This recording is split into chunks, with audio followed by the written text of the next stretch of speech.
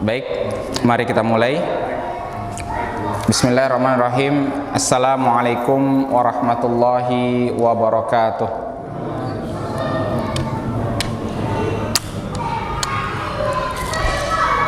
Alhamdulillahi rabbil alamin. Innal hamdalillahi nahmaduhu wa nasta'inuhu wa nastaghfiruh wa na'udzu billahi min syururi anfusina wa min sayyiati a'malina. May yahdillahu fala mudhillalah wa may yudlilhu fala hadiyalah. Asyhadu an la ilaha illallah wahdahu la syarikalah wa anna Muhammadan abduhu wa rasuluhu la nabiyya wa la rasula ba'dah.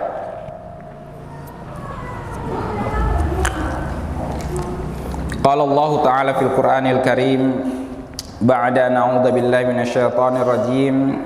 Ya ayyuhalladzina amanu taqullaha haqqa tuqatih wa la tamutunna illa wa antum muslimun.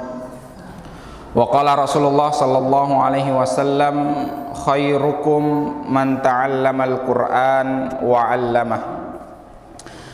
Jamaah salat maghrib dan pengajian yang kemudian nanti kita laksanakan salat isya secara berjamaah, kita ucapkan alhamdulillahi rabbil alamin sebagai bentuk rasa syukur kita kehadirat Allah Subhanahu wa taala atas segala yang Allah berikan kepada kita semuanya. Kemudian kita senantiasa meminta kepada Allah Subhanahu wa taala agar kita diberikan kekuatan iman. Kenapa? Karena kita sebagai orang beriman perlu kita untuk menguatkan keimanan kita kepada Allah Subhanahu wa taala. Karena itu lebih dicintai oleh Allah Subhanahu wa taala. Selain kekuatan iman yang kita minta kepada Allah, kita meminta juga agar kita dikuatkan dalam hal ekonomi, dalam hal sosial, dalam hal politik. Jadi selain orang beriman, kita memiliki, jadi kalau orang beriman itu kuat ekonominya, kuat pengaruhnya dan lain sebagainya, itu banyak urusan-urusan keislaman yang menjadi mudah. Dan kita meminta kepada Allah Subhanahu wa taala agar Allah mempermudah kita untuk meninggalkan apa yang dilarang olehnya dan kita dipermudah untuk melaksanakan apa yang diperintahkannya. Salawat serta salam semoga senantiasa tercurahkan kepada junjungan Nabi besar Muhammad sallallahu alaihi wasallam. Allah memerintahkan kita untuk mengikuti beliau di segala aspek kehidupan kita. Jadi kita mengikuti Nabi Muhammad, jangan lihat pas beliau ruku atau sujud saja. Artinya jangan ikuti Nabi Muhammad cuma pas beliau ibadah saja.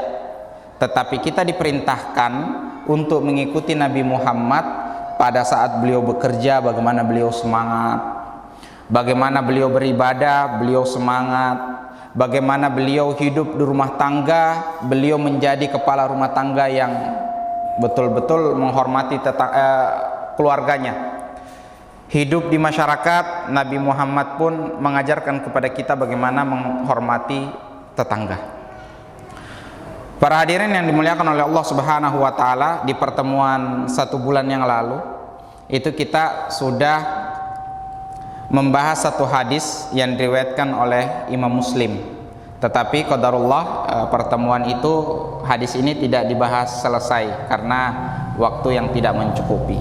Nah, sedikit nanti kita melakukan pengulangan hadis ini, kemudian kita lanjutkan penjelasannya di potongan hadis yang terakhirnya. Jamaah salat maghrib yang dimuliakan oleh Allah Subhanahu wa taala, hadis yang sebulan yang lalu kita bahas masih dalam bab mujahadah, bersungguh-sungguh, yaitu hadis yang berbunyi al-mu'minul qawiyyu khairun wa ahabbu ilallah minal mu'minid dha'if.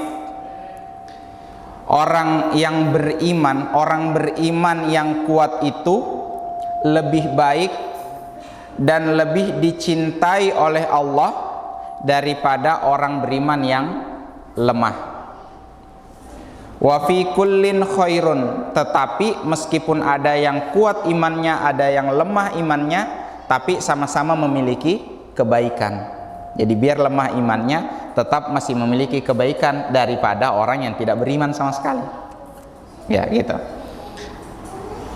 Jadi kita diperintahkan untuk menjadi orang yang kuat dalam hadis ini. Selain kuat iman, itu tadi kuat ekonomi kuat pengaruh apapun yang setiap kekuatan yang kalau kita miliki itu mengandung kebaikan. Ihris ala ma yanfa'uka, bersungguh-sungguhlah untuk melakukan sesuatu yang bermanfaat untuk kalian.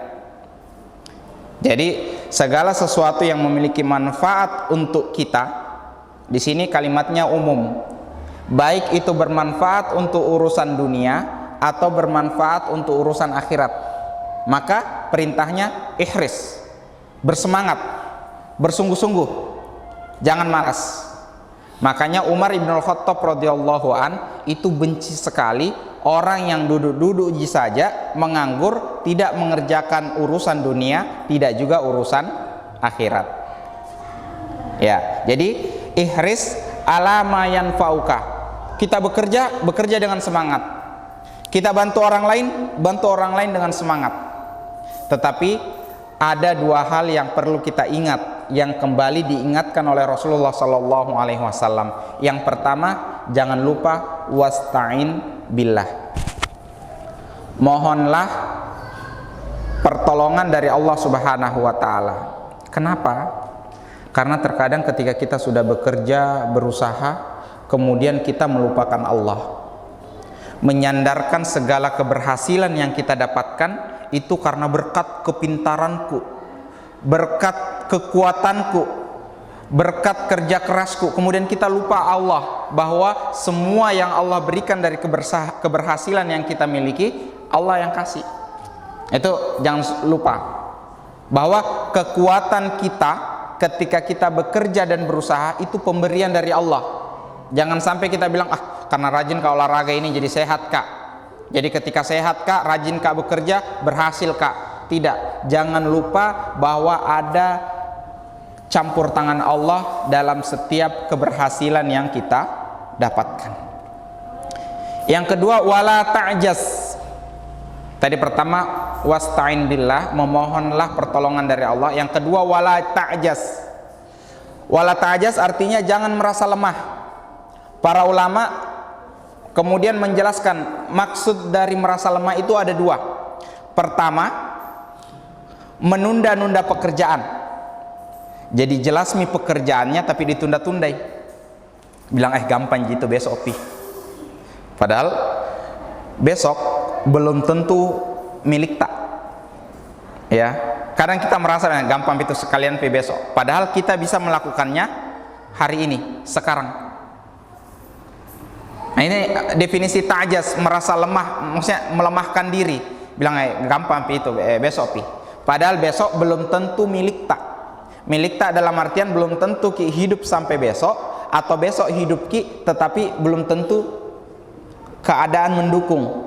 Bilang besok pi kuantarkan ni anu, padahal ternyata besok hujan, enggak jadi miki seng. Nanti tertunda lagi. Atau kedua, wala ta'jaz diartikan oleh para ulama adalah kita terbiasa tidak menyelesaikan pekerjaan yang sudah dimulai. Kan ada seperti itu. Jadi dimulai nih pekerjaan, belum selesai, pindah lagi pekerjaan yang lain. Berusaha melakukan satu usaha, belum baru 1 tahun, bosan nih, bilang enggak ada pembeli, pindah lagi.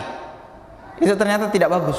Ini yang disebutkan oleh Rasulullah ta'jaz, lemah. Jadi apa yang sudah kita mulai harus kita akhiri. Apa yang sudah kita mulai kita selesaikan. Jangan jadi ada tuh orang biasa semangat bekerja, buka ini, tetapi ditanya bagaimana progresnya, enggak tahu, sudah serahkan sama ini. Bagaimana progresnya pekerjaan tadi, sudah serahkan sama ini. Begitu juga dalam urusan berdakwah. Jadi kadang-kadang itu orang buka lahan dakwah baru, tetapi terbengkalai, buka lagi ini, yang ini terbengkalai lagi. Jadi lebih baik kita memulai satu usaha, memulai satu perbuatan tetapi kita selesaikan. Kan pantang mundur setelah layar sudah berkembang. Jadi pokoknya selesaikan. Ketika ada ki selesaikan ki. Karena ini penyakit juga. Karena kalau begitu penyakit kita, apapun itu akan terbengkalai. Jamaah yang dimuliakan oleh Allah Subhanahu wa taala. Jadi kita diperintahkan untuk senantiasa berusaha. Selanjutnya, wa in asabaka syai'un, apabila ada suatu musibah yang menimpa kalian, kata Rasulullah, wa in asabaka syai'un, kalau ada musibah yang menimpa kalian, fala taqul, maka jangan katakan lau anni fa'altu kana kadza wa kadza. Jadi jangan bilang wah seandainya aku kerja yang itu ndak begini jadinya. Nah, ini larangan keras dari Rasulullah. Kalau ada musibah bilang seandainya yang lain ku kerja ndak begini ku dapat. Atau sebaliknya, seandainya tidak begini kata tadi ndak begini jadinya. Gitu ya. Walakin, tetapi kul, katakanlah qaddarallah, takdirnya mi Allah ini. Jadi kalau ada yang tidak senang, qaddarullah, takdirnya mi Allah ini, wa ma syaa fa'al, apa yang sudah dikehendaki oleh Allah maka itu yang akan terjadi, termasuk mungkin musibah yang menimpa kita. Itu kehendaknya mi Allah, takdirnya Allah, dan itu pasti akan terjadi. Fa inna lau, karena ucapan lau, seandainya sudah terjadi, kena musibah langsung seandainya. Nah itu ucapan seandainya, taftahu amala syaitan, akan membuka pintu masuk setan. Jamaah yang dimuliakan oleh Allah Subhanahu wa taala, mari kita perhatikan potongan hadis ini, yaitu apabila musibah menimpa kita. Apabila musibah menimpa kita, Nabi Muhammad memerintahkan kepada kita jangan katakan seandainya. Jadi kaitannya dengan potongan hadis sebelumnya itu kan kita diperintahkan untuk berusaha, ya, berusaha bersungguh-sungguh apapun yang bermanfaat untuk kita. Itu kan perintahnya di awal. Kemudian Rasulullah menyebutkan fa in asabaka syai', kalau musibah menimpamu, artinya apa? Ketika kita sudah berusaha sekuat tenaga, kemudian hasilnya tidak sesuai yang kita harapkan. Nah ini, ya kan? Kita kan ada orang komentar, sudah mau berusaha tapi nggak berhasil. Gagal kak kurasa. Nah ini, kan kita merasa sudah berusaha terus nggak berhasil, bilang, wah musibah ini. Nah ini poinnya. Fa in asabaka syai', kalau ada musibah, fakul fala taqul law anni fa'altu kana kadza wa kadza. Jangan bilang weh seandainya lain ku kerja ndak usah usahakan yang kemarin itu ndak begini jadinya. Jangan begitu, tetapi katakan kul qaddarallah, ini sudah takdirnya Allah, ma syaa fa'al, apa yang dikehendaki oleh Allah maka itu yang terjadi. Jamaah salat maghrib yang dimuliakan oleh Allah Subhanahu wa taala, mungkin diantara kita atau keluarga kita ada yang sudah berusaha untuk mendaftar suatu pekerjaan. Mungkin ada yang sudah mendaftar, mungkin mau masuk polisi atau tentara. Sudah berusaha, tenaganya, pikirannya, hartanya. Kemudian Allah menakdirkan dia gagal menjadi polisi. Jangan bilang, coba kemarin daftar maka saja jadi masuk kuliah teknik, bisa jadi mungkin sekarang semester 2 maka daripada daftar kemarin polisi baru ternyata gagal. Ini larangan keras dari Rasulullah Shallallahu Alaihi Wasallam. Tapi cukup, ini takdir Allah, ya, takdirnya Allah, apa yang Allah kehendaki itu yang terjadi. Jadi kita serahkan semuanya kepada Allah Subhanahu wa taala, agar itu tadi tidak kita ucapkan seandainya, yang kemudian kita seandainya itu akan membuka pintu masuk setan. Artinya apa? Setan itu akan membuat diri kita penuh rasa penyesalan, penuh rasa apa lagi, gundah gulana, galau, dilema. Bahkan kita akan terdorong untuk melakukan sesuatu keburukan. Disebutkan seperti itu di buku kitab ini. Pintu masuk setan itu maknanya adalah kita mungkin penuh penyesalan, kita galau dilema pokoknya gundah sampai-sampai kita terdorong untuk melakukan suatu perbuatan buruk. Jadi jangan sampai. Apabila sudah ada kegagalan, ya sudah, kita serahkan kepada Allah Subhanahu wa Ta'ala. Jamaah yang dimuliakan oleh Allah Subhanahu wa Ta'ala, hadis ini kaitannya erat dengan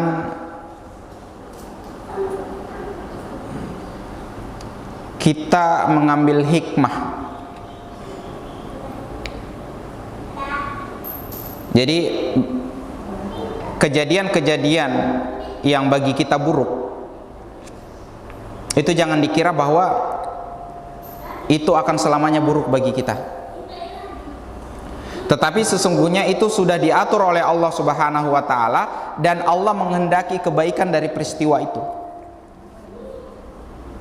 Jangan kira bahwa suatu yang tidak kita kehendaki terjadi itu buruk bagi kita.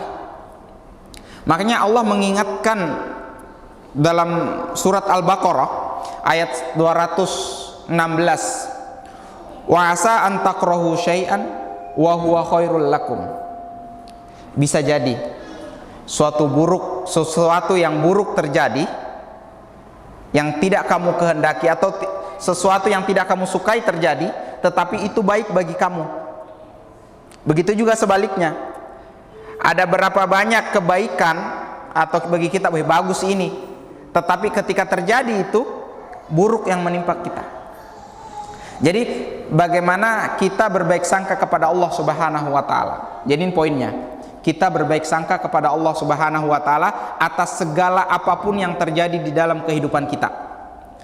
Orang yang mampu berbaik sangka kepada Allah, maka akan mudah mengambil hikmah dari kejadian yang menimpa itu. Setahun yang lalu tanggal 9 bulan Januari, saya mengikuti kejadian bagaimana pesawat Sriwijaya yang terbang dari Soekarno-Hatta ke Pontianak itu kemudian baru terbang berapa menit sudah kemudian dinyatakan hilang di daerah Kepulauan Seribu. Mungkin itu kan sempat heboh. Banyak orang mengira bahwa sekitar 62 atau 63 penumpangnya yang kemudian dinyatakan tidak ada yang selamat. Mungkin kalau kita melihat sekilas kejadiannya itu, ya sudah, ini takdir Allah. Tetapi begitu saya membaca kemudian tulisan-tulisan yang berkenaan dengan kejadian Sriwijaya itu yang hilang, ada banyak orang bersyukur. Dan kebanyakan adalah orang-orang yang seharusnya ikut di penerbangan itu kemudian tidak jadi. Ada orang yang dia seharusnya berangkat jam 5 subuh, itu kan berangkatnya siang, jam 5 subuh, kemudian ternyata swabnya dulu kan masih corona, swab masih antigen. Karena gara-gara antigen itu dia tidak bisa berangkat. Sampai dia protes ke Sriwijaya, pokoknya dia kembali ke Bandung sambil pokoknya mencela Sriwijaya. Masa begitu saja ditunda saja penerbanganku hanya gara-gara swab. Kenapakah tidak bisa ikut gara-gara swab dan lain sebagainya, antigen. Tetapi begitu dia mendengar pesawat yang dia bersusah payah untuk memperjuangkan supaya dia bisa ikut terbang ternyata kecelakaan, kemudian dia mengucapkan alhamdulillahirabbil alamin. Jadi gitu ya. Ini ada orang juga yang kemudian dia mau ke Makassar, tapi pesawatnya transit Jakarta Pontianak Jakarta, masih di kejadian pesawat Sriwijaya yang hilang itu. Dia cek harga pesawatnya sekian, tapi swab antigennya lebih mahal daripada harga pesawatnya. Kan pernah kejadian begitu. Dia akhirnya memutuskan, kalau begitu naik kapal Miki saja. Akhirnya dia naik kapal. Begitu sampai di Makassar, mendapat jaringan, mungkin sudah dekat nih, kemudian ada jaringannya HP-nya. Nah lihat, ternyata tiket pesawat yang mau beli tiketnya kemarin, itu yang tidak jadi gara-gara swabnya lebih mahal, itu jatuh. Apa yang diucapkan? Alhamdulillah. Padahal bisa jadi dia berharap naik pesawat itu. Nah inilah sekali lagi Allah mengingatkan, wa asa an takrahu syai'an wa huwa khairul lakum. Bisa jadi sesuatu itu tidak kamu suka, tetapi itu baik untukmu. Ya, bisa jadi tidak kamu suka, tetapi itu baik bagi kita. Jamaah yang dimuliakan oleh Allah Subhanahu wa taala, mari kita senantiasa berbaik sangka kepada Allah, karena hanya orang yang mudah berbaik sangka kepada Allah yang dapat mengambil hikmah dari setiap kejadian yang terjadi di dalam kehidupannya. Dan kita senantiasa berusaha. Orang yang gagal itu bukan orang yang ketika dia sudah berusaha mati-matian mengerahkan seluruh tenaganya tetapi kemudian dia gagal. Itu bukan orang gagal, cuma orang belum beruntung. Orang yang gagal yang sesungguhnya adalah orang yang dia seharusnya bisa berusaha tetapi tidak mengusahakan nih. Artinya belum berusaha, menyerah duluan nih. Itu orang yang gagal. Jadi jangan kita katakan bilang orang yang gagal itu sudah berusaha tetapi gagal. Bukan itu. Jamaah yang dimuliakan oleh Allah Subhanahu wa taala, kita akhiri satu hadis kemarin yang belum selesai. Kemudian kita pindah hadis berikutnya, masih berkenaan dengan bab mujahadah. Hadis ke-7 dari bab mujahadah, bersungguh-sungguh. Anna Rasulullah sallallahu alaihi wasallam qala, bahwa Rasulullah sallallahu alaihi wasallam telah bersabda, hujibatin naru bisyahawat wa hujibatil jannatu bil makarih. Hadis riwayat Bukhari dan Muslim. Saya ulangi, hujibatin naru bisyahawat wa hujibatil jannatu bil makarih. Diriwayatkan muttafaqun alaih. Rasulullah sallallahu alaihi wasallam bersabda, neraka itu dihalangi oleh segala yang segala berbagai hal yang menyenangkan. Ya, neraka itu dihalangi dengan sesuatu yang menyenangkan. Wa hujibatil jannatu bil makarih, sedangkan surga itu dihalangi dengan segala sesuatu yang tidak menyenangkan. Artinya menyenangkan atau tidak menyenangkan itu adalah ditinjau dari hawa nafsu kita, dari syahwat kita. Jadi neraka itu dikelilingi atau dibatasi atau dihalangi oleh sesuatu yang menyenangkan bagi hawa nafsu kita. Tetapi sebaliknya, surga itu dihalangi atau dikelilingi dengan sesuatu yang tidak menyenangkan bagi hawa nafsu kita. Jamaah sholat maghrib yang dimuliakan oleh Allah Subhanahu wa ta'ala, di antara hal yang menyenangkan bagi hawa nafsu itu adalah zina. Mudah-mudahan Allah senantiasa menjaga kita dari hal ini. Syahwatul farj, zina itu syahwatnya kemaluan. Bagi hawa nafsu itu sesuatu yang nikmat. Barang siapa yang melakukannya, maka dia akan, jadi begini, simulasinya begini. Ini neraka, ini sesuatu yang menyenangkan yang menghalangi neraka. Ini manusia. Disebutkan dalam kitab ini, man fa'alaha dakhalan nar. Ini manusia. Jadi ini sesuatu yang menghalangi neraka yang menyenangkan. Ada mizina, minum ballo, mencuri, segala yang menyenangkan menurut hawa nafsu. Maka man fa'alaha, siapa yang melakukan penghalangnya neraka ini, yang menyenangkan tadi itu, dakhalan nar, maka dia akan terjerumus ke dalam neraka. Perbuatan-perbuatan menyenangkan ini yang menghalangi neraka, apabila dikerjakan, itu yang akan menjerumuskan kita ke dalam neraka. Kita balik. Begitu juga sebaliknya, surga itu dihalangi dengan sesuatu yang menurut hawa nafsu kita itu tidak menyenangkan. Ada yang di situ melaksanakan sholat 5 waktu, ada yang di situ jihad fisabilillah, ada yang di situ amar ma'ruf nahi mungkar, ada yang di situ zakat, infak, sedekah. Itu yang bagi hawa nafsu, wah berat sekali, tidak disukai. Tetapi siapa manusia yang melaksanakan penghalang ini, dakhalal jannah, maka itu yang akan mengantarkan dia masuk ke dalam surganya Allah Subhanahu wa taala. Jadi di sini penulis menyebutkan ada zina, waliyadzubillah. Ada juga syarbul khamri, minum-minuman khamar, minuman-minuman keras, hubbul mal, mencintai harta. Karena berapa banyak orang yang diuji keimanannya dari harta yang dia miliki. Memiliki banyak harta tetapi dia tidak mau mengeluarkannya. Dia merasa bahwa harta itu ketika dia keluarkan, dia sedekahkan, dia infakkan, kemudian memperkaya dirinya. Ketahuilah bahwa harta yang kita miliki itu tidak seperti ilmu, Pak.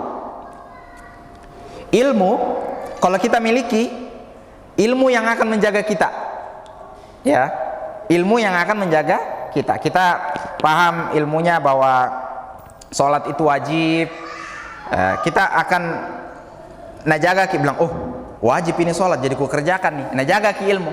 Beda dengan harta. Harta kita yang jagai, kita jaga, mungkin rumah tak kita kasih kuat memang nih, atau ada mungkin harta tak, mobil tak, kita kasih masuk baik-baik, simpan, kunci, pastikan ketika kita tinggalkan kita kunci pintunya, itu kita jaga harta tak. Beda dengan ilmu yang dia jaga ki. Nah ini orang yang pelit untuk mengeluarkan hartanya di jalan Allah Subhanahu wa taala, itu ancamannya neraka juga. Ustadz Fajar kan sekitar 3 pekan yang lalu itu menyampaikan bagaimana di antara dosa besar, kan Ustadz Fajar membahas kitab Al-Kabair, dosa-dosa besar. Di antara dosa besar adalah enggan membayar zakat, mengeluarkan hartanya untuk membayar zakat. Nah ini ketika orang enggan membayar zakat, maka inilah yang kemudian dia melakukan sesuatu yang menyenangkan. Ya, menahan harta itu kan menyenangkan, maksudnya banyak harta tak. Tetapi ketika orang melakukan itu, kemudian itu menjerumuskan dia ke dalam neraka. Wal iyadu billah. Begitu juga al-ghasya min ajali an yazida thamanus sil'ah, melakukan kecurangan di setiap transaksi yang kita lakukan. Itu juga menyenangkan menurut hawa nafsu kita. Jual beli, timbangannya diubah. Yang seharusnya 1 kilo kita setel itu 9 ons ji. Supaya apa? Keuntungan tak banyak. Itu ghasya. Atau kita melakukan kecurangan lainnya, menyogok dan lain sebagainya demi untuk mendapatkan keuntungan yang besar.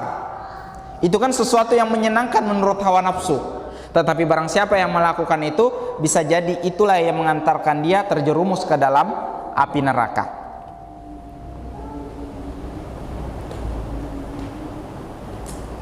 Lalu apa obatnya? Obatnya apa? Obatnya adalah bagaimana kita meninggalkan itu semua, kemudian kita melakukan sesuatu yang tidak menyenangkan. Jadi kan tadi sesuatu yang menyenangkan kalau dikerjakan itu menjerumuskan kita ke dalam neraka. Maka mari kita melakukan sesuatu yang tidak menyenangkan. Menurut siapa? Menurut hawa nafsu.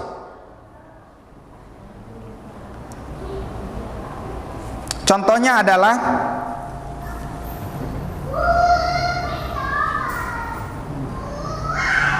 kita mendapati sholat 5 waktu itu suatu yang berat. Jadi kita mengambil yang paling dasar ya, melaksanakan sholat. Karena diantara kaum muslimin ternyata masih banyak yang tidak melaksanakan sholat 5 waktu. Jadi yang paling dasar adalah bagaimana kita menjaga sholat 5 waktu.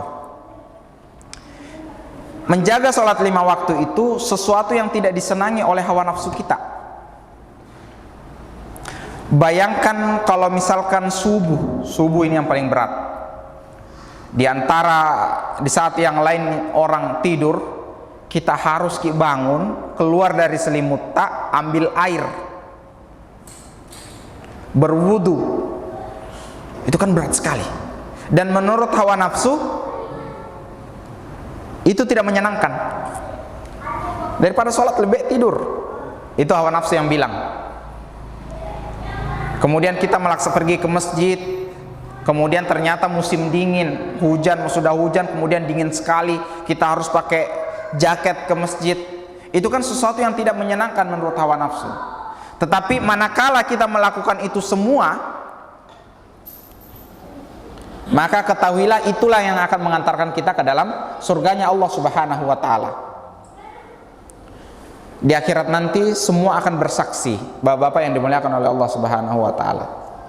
Bisa jadi ketika kita susah bangun untuk melaksanakan sholat subuh misalnya, kemudian kita berusaha supaya bisa melaksanakan sholat subuh, kemudian semua yang ada di sekitar kita itu menjadi saksi.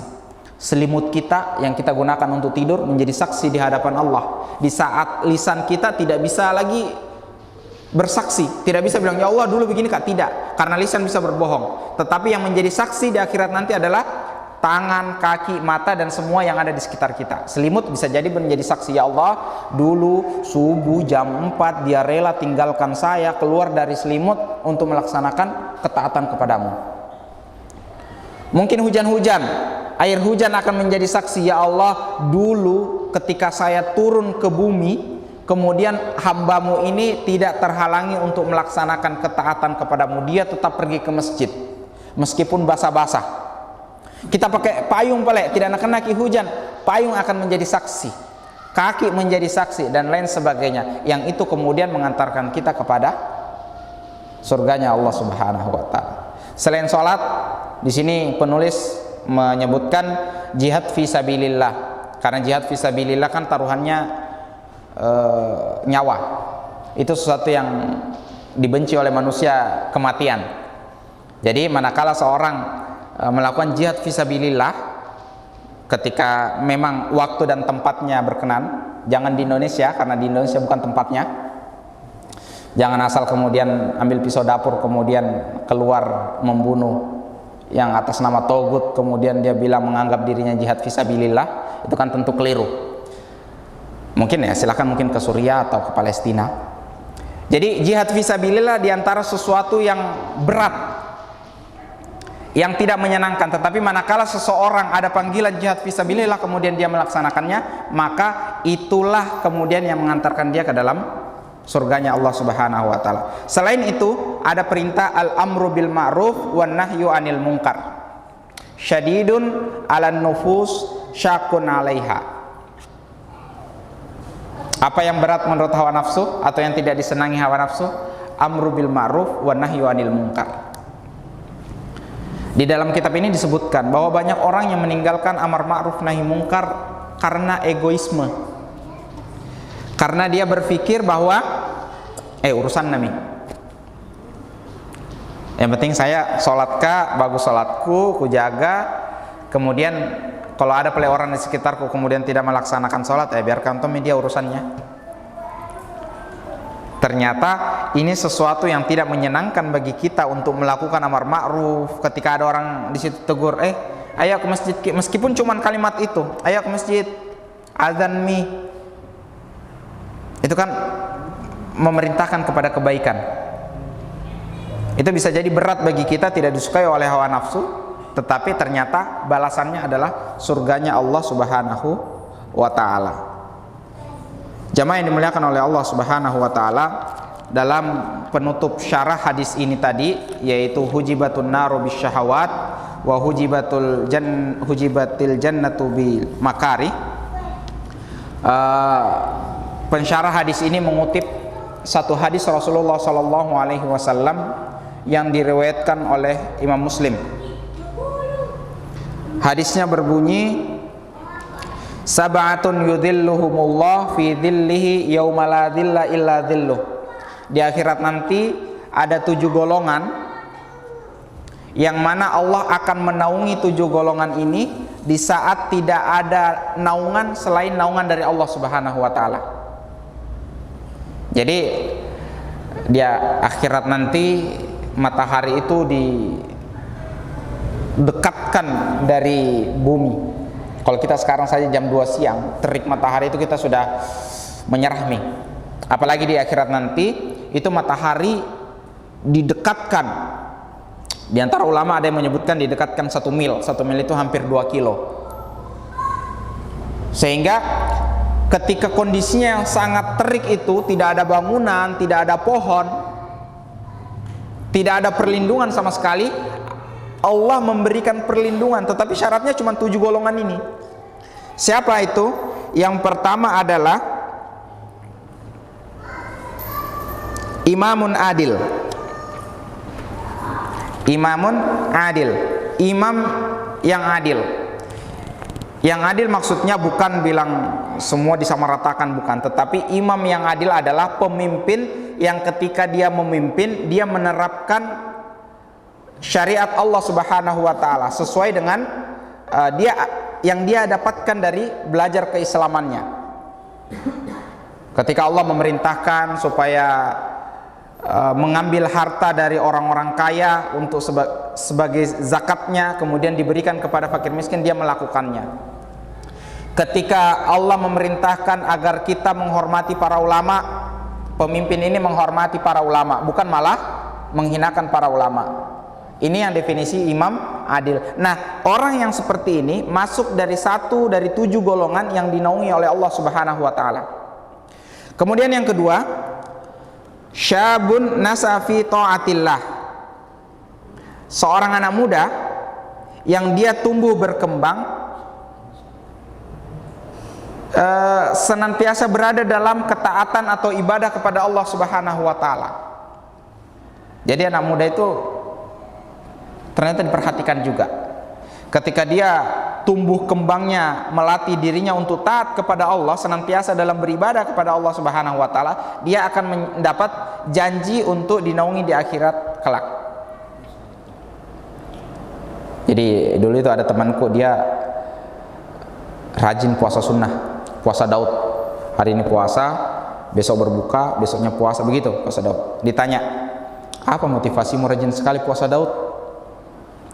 Kemudian dia menjawab, setidaknya ada 3 yang memotivasi saya puasa Daud.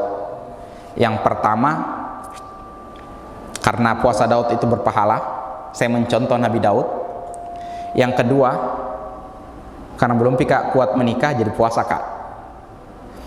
Yang ketiga, dia bilang karena saya masih muda, jadi mudah-mudahan puasa-puasaku ini menjadi bagian bahwa saya tumbuh di masa muda dalam ketaatan kepada Allah, atau dalam ibadah kepada, rajin ibadah di masa muda. Jadi dia melakukan puasa Daud itu. Jadi ini golongan yang akan juga dinaungi oleh Allah Subhanahu wa taala. Selain itu siapa? Warajulun qalbuhu muallaqun bil masajid.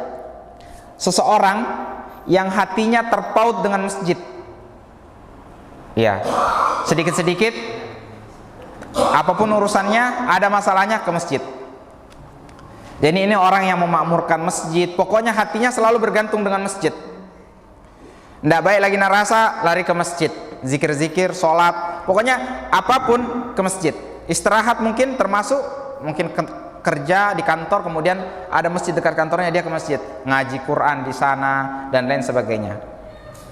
Orang memakmurkan masjid, naurusi masjidnya Allah Subhanahu wa taala, ini termasuk golongan yang mendapat naungan dari Allah di saat tidak ada naungan selain naungannya dari Allah Subhanahu wa taala. Makanya kalau melihat ayat ini, saya terkadang iri dengan ketua takmir masjid. Bilang, jangan-jangan dia orang yang paling besar perlindungannya di akhirat. Jadi semangat pikir Pak. Kadang itu orang tidak semangat karena bilang, enggak ada bayarannya di sana, jadi pengurus masjid. Tetapi bisa jadi Allah dengan menaungi, dengan kita menjadi pengurus masjid itu dinaungi oleh Allah di saat matahari didekatkan, orang kepanasan semua, tidak ada naungan selain naungannya Allah, kemudian kita dinaungi. Siapa? Itu tadi. Hatinya terpaut dengan masjid, mengurusi masjid. Mudah-mudahan kita semua termasuk dari golongan ini. Amin. Kemudian selanjutnya warajulani tahaba fillah ijtama'a alaihi wa tafarraqa alaihi. Dua orang yang saling mencintai karena Allah, dia bertemu karena Allah dan berpisah karena Allah.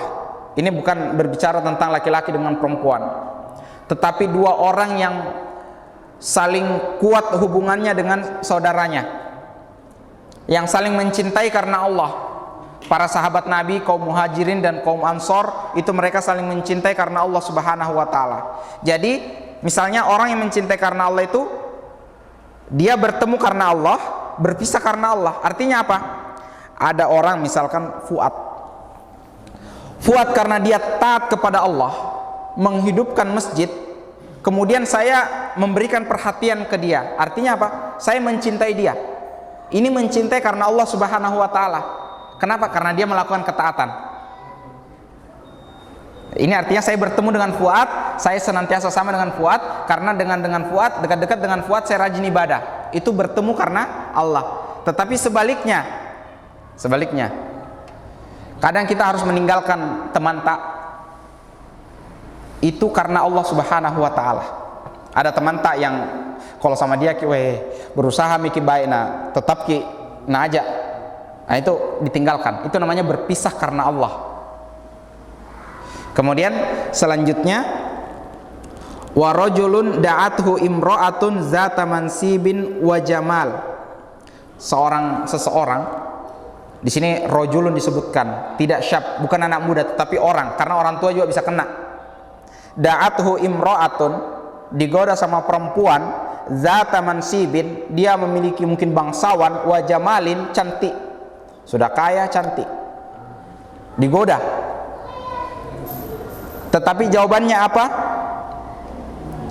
Inni akhafullah. Dia bilang, saya takut sama Allah. Digoda. Ustaz Hanafi kemarin 2 pekan yang lalu sudah menceritakan satu kisah yang mana seorang laki-laki yang rajin ibadah saat dia ke masjid, kemudian dipanggil masuk oleh seorang perempuan, kemudian diajak untuk berzina. Kemudian laki-laki ini bingung, bagaimana caranya saya untuk menghindar. Perempuan ini bilang, kalau tidak mau kau layani kak, teriak kak, bilang memperkosa kak. Bingung ini laki-laki, bagaimana di? Kalau laki-laki ini bilang, tunggu play dulu, masuk kak dulu WC, persiapan kak. Masuk WC, kemudian dikasih petunjuk oleh Allah, dia bongkar WC itu, mengambil kotoran yang ada dalam WC itu, kemudian melumuri dirinya. Begitu dia keluar dari WC, dia bilang kepada perempuan itu apa? Siap mak. Siap, ayo kalau mau sekarang. Akhirnya kemudian dia dicap orang gila, kemudian dia kabur. Kemudian terakhir keenam, rajulun tasaddaqa bi shadaqatin fa akhfaha hatta la ta'lamu shimaluhu ma tunfiqu yaminuhu. Orang yang bersedekah, jadi golongan yang keenam yang akan mendapatkan naungan dari Allah Subhanahu wa taala adalah rajulun tasaddaqa bi shadaqatin, bersedekah, berinfak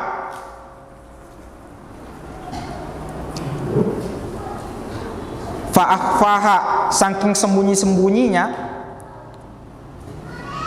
hatta la ta'lamu shimaluhu ma tunfiqu yaminuhu, sampai-sampai tangan kirinya itu tidak mengetahui apa yang diinfakkan oleh tangan kanannya. Bukan artinya kasih masuk ke kotak infak baru dikasih masukin tangan tak, biar tidak tahu. Bukan begitu maknanya, tetapi ini maknanya saking ikhlasnya, sampai-sampai tangan kirinya saja tidak tahu apa yang diinfakkan tangan kanannya. Jangankan orang lain, tangan kirinya saja tidak tahu, saking ikhlasnya, sembunyi-sembunyi. Nah, ini termasuk orang yang mendapat golongan yang mendapat naungan dari sisi Allah Subhanahu wa ta'ala. Makanya diantara ulama dahulu, sahabat-sahabat itu suka kalau malam tidur nih orang, dia keliling nih, ini orang yang cocok dikasih sedekah, Nah kasih mungkin apa, beras atau apa. Jadi ini orang bangun subuh mau pergi masjid, nah dapat di gerbangnya atau di depan pintu rumahnya ada mie beras di situ, atau ada mie mungkin pisang digantung, atau ada mie apa. Kenapa? Karena ini sahabat dulu, sahabat Rasulullah atau para salaf dahulu itu kalau bersedekah sembunyi-sembunyi lewat rumahnya orang ya, nah gantung di situ dan lain sebagainya dan lain sebagainya. Kemudian golongan yang terakhir adalah rajulun zakarallahu khalian fadat ainahu. Seseorang yang berzikir mengingat Allah Subhanahu wa taala di saat dia sendiri, fafadat ainahu, kemudian dia menangis. Ketika dia sendiri malam-malam mungkin bangun, kemudian dia beribadah kepada Allah Subhanahu wa taala. Ketika dia beribadah, kemudian dia mengeluarkan air mata. Ini satu golongan yang juga akan dinaungi oleh Allah Subhanahu wa taala. Azan Isya ya. Alhamdulillahirabbil alamin. Jamaah yang dimuliakan oleh Allah Subhanahu wa taala. 2 hadis telah kita selesaikan. Mudah-mudahan kita bisa mengambil banyak manfaat dari hadis ini. Ringkasnya, bagaimana kita menjadi mukmin yang kuat, bagaimana kita yang senantiasa berusaha yang bermanfaat untuk kita, baik dunia maupun akhirat. Dan juga ketika ada musibah, jadi larangan Nabi adalah kita mengucapkan seandainya. Kalau ada musibah, jangan bilang seandainya, tetapi bilang takdirnya mi Allah. Apa yang dikehendaki Allah, itu yang terjadi. Kalau kita mengucapkan seandainya, itu membuka pintu masuk setan. Kemudian hadis yang kedua disebutkan bahwa neraka itu dikelilingi dengan sesuatu yang kita senangi, yang hawa nafsu senangi. Kemudian surga itu dikelilingi dengan sesuatu yang tidak disenangi oleh hawa nafsu. Bangun sholat, atau mungkin kadang capek kemudian pulang dari kerja mungkin baru sholat maghrib, bilang belum pi mandi. Banyak tuh alasannya itu orang kalau tidak mau melaksanakan ibadah. Jadi kalau memang pelit ternyata ya udah nanti pi mandi habis sholat maghrib. Kalau memang kita sungguh-sungguh untuk mau beribadah kepada Allah Subhanahu wa taala, karena bab kita sungguh-sungguh mujahadah. Jadi bagaimana kita bermujahadah, bersungguh-sungguh untuk ya dekat sama Allah, beribadah kepada Allah, dan mudah-mudahan akhir dari sebuah usaha kita bersungguh-sungguh yaitu surganya Allah Subhanahu wa taala. Mudah-mudahan Allah mempertemukan kita di dunia ini dan juga mempertemukan kita di surganya kelak. Amin ya rabbal alamin.